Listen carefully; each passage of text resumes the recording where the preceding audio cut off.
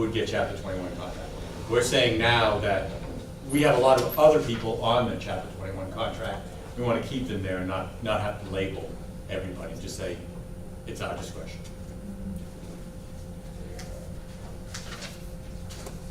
Questions, comments? If not, we'll need a motion. I move to approve the revision of board policy DCD local as presented. Dorothy makes a motion. Scott seconds. All in favor, signal by raising your right hand. All opposed, same sign.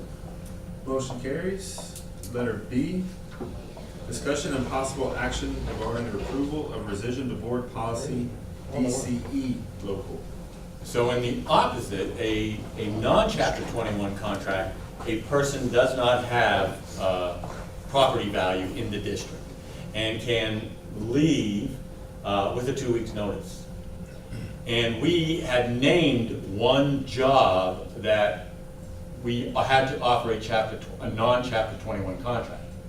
And through extensive research to find out why we did it, nobody can actually pinpoint it, but we wanted to remove the position of athletic trainer, saying that we have to offer that person a non-Chapter 21 contract.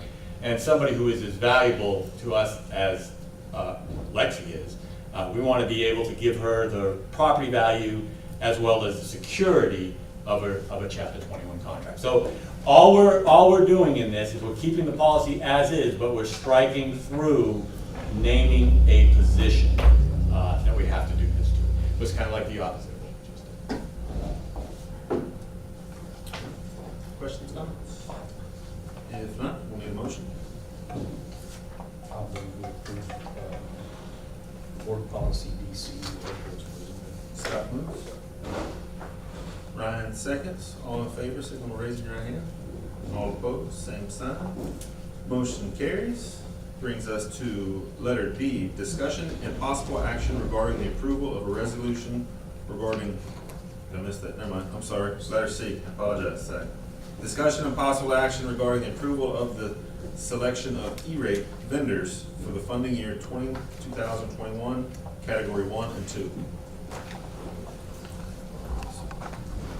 There you go. And for those of y'all in internet land, we apologize. We are now live.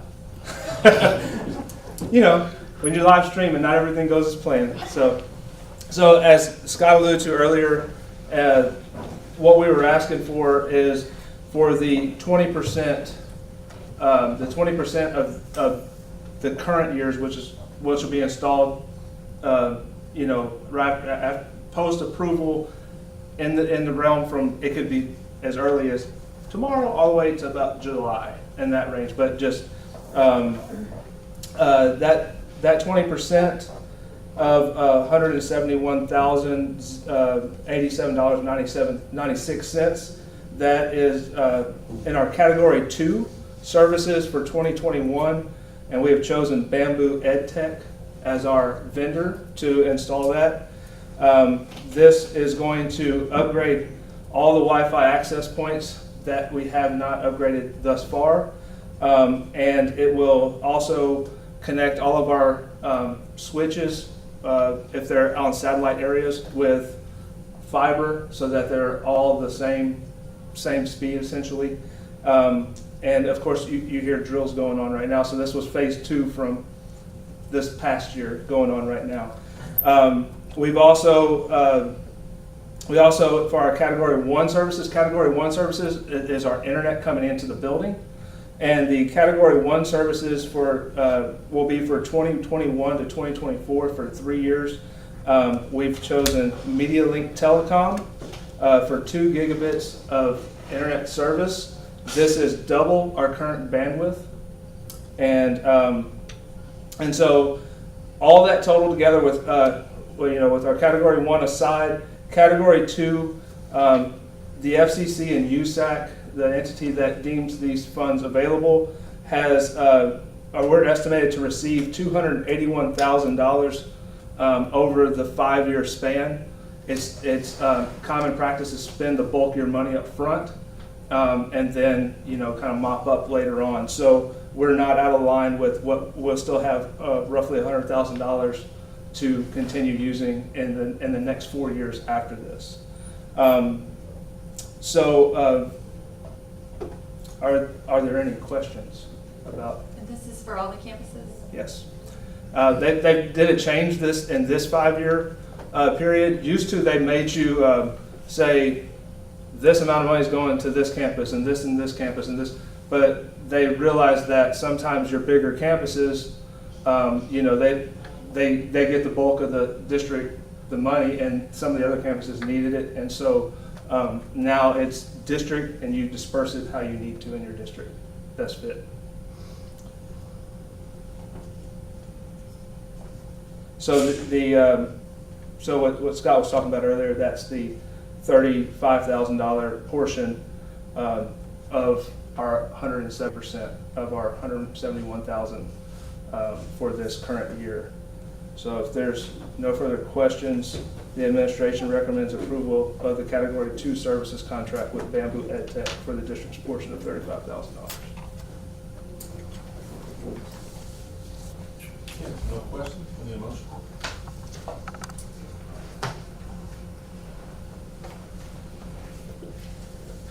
I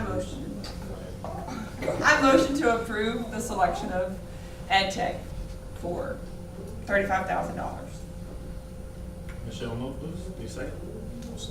Scott seconds. All in favor, raise your right hand. All opposed, same sign. Motion carries. Brings us to D. We're on a second ago, sorry, Jim. Discussion and possible action regarding approval of a resolution regarding employee pay during weather emergency.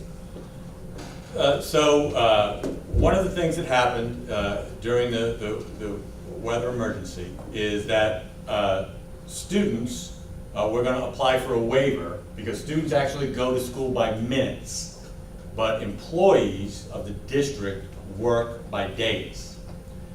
So 2 of the days that we weren't in school with students on Monday, so we had 4 days with students.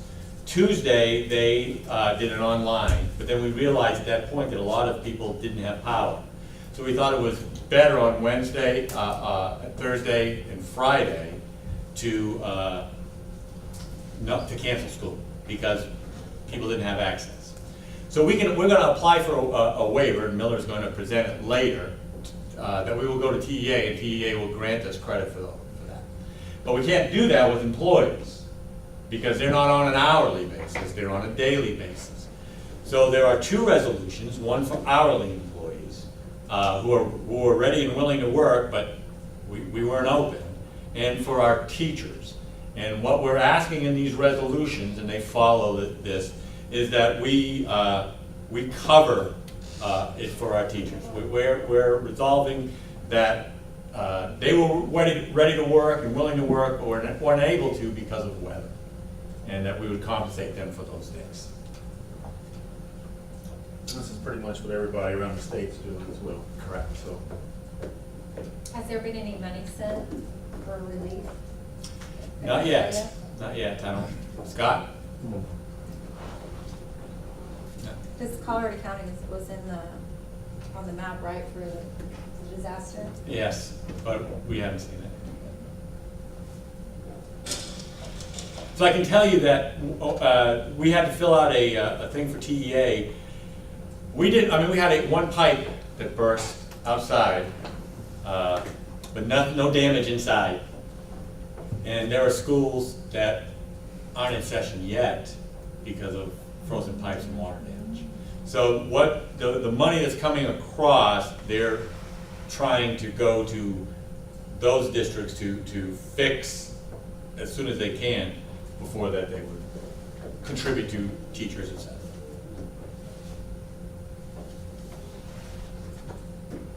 anybody else? If not, we'll need a motion. I move to approve the resolution regarding employee pay during weather emergency. Scott seconds. All in favor, raise your right hand. All opposed, same side. Motion carries. Letter E, discussion and possible action regarding the approval of the low attendance days waiver for Columbus ISD for the 2020-2021 school year. Mr. Millie Beard. Good evening. Administration is seeking your approval for us to submit the waiver for low attendance days for Columbus ISD. We have the ability to submit this waiver for any days during the school year where our attendance was 10% lower than it was the year before. We can only submit this though with your approval, and that's what we're seeking tonight. Any questions, or And so it's we're pretty looking at that, self-explanatory there, right? Tuesday day, because we had school, but many kids couldn't get on. So we had extremely low attendance that Tuesday, and that led us to say we need to cancel Wednesday, Friday. 20% or something? Yeah, so we said, That well, everybody's power was out. yeah, so. I was wondering, because I got attendance from, I don't know. So, yeah, so some of the, so we had the day, and, you know, the idea is that it was asynchronous, so the assignments were put in there and kids could go back and do them at any time, and would give them credit for the day. But even doing that, our attendance was far lower than, and it's really unfair to if a kid didn't have power all week, to say, you've gotta come in. It's just a mess. Yeah, so we thought the safest thing is it is what it is, and just say, let's go to TEA and apply for a low attendance day waiver. We can do that for multiple days too, Right. per school. So with this waiver, then we can go back up until the end of June and go look at our low attendance days and submit the waivers for those days. Anybody else? Questions, comments? If not, we'll need a motion. I motion to approve the waiver for low attendance with TEA. Michelle makes a motion. Second. Robert seconds. All in favor, raise your right hand. All opposed, same sign. Motion carries. Brings us to letter F. Discussion and possible action regarding the approval of the missed school days waiver for the Columbus. Did I just do that? No, it's just two good. One's for, yeah, one's for the kids, for the Okay. days that they missed, and one was for low Got it. attendance. Waiver for Columbus ISD for the 2020-2021 school year. Okay, so yeah, the second one is specifically for the dates, February 17th, 18th, and 19th, that were due to weather issues. Administration is coming to you tonight to get your approval so that we can submit a waiver that will allow for us to not count those days in our total number of minutes under Texas Education Code 25.081. So what it does is it gives us credit. We have to be in school 77,500 minutes, right? 75. 75,600 minutes. Yes. So we build a calendar that has additional minutes that would cover 2 weather days. But if we had 3 weather days, we exceed that. So we want credit for the day that, and not hold it against the kids. Otherwise, we'd have to come back to school in June. Which I don't think anybody would be happy. No pressure. If no comments or questions, we'll need a motion. I'll make a motion to approve the missed school days waiver as presented. Robert moves, Scott seconds. All in favor, raise your right hand. All opposed, same sign. Motion carries. With that, will bring us to, that's the end of the action items, and that will take us to closed session. So, the board will now adjourn into executive session as authorized by the Texas Opens Meeting Act, Government Code 551-001. Administrator Chris Everett, Administrator, and Cheryl Wojtek, Administrator. Scott seconds. All in favor, raise your right hand. All opposed, same sign. Carries. Letter C, consider action to approve recommended contracts for teachers, counselors, librarians, school nurse, occupational therapist, speech language pathologist, virtually impaired teacher, diagnostician, speech language pathologist assistant, and athletic trainer.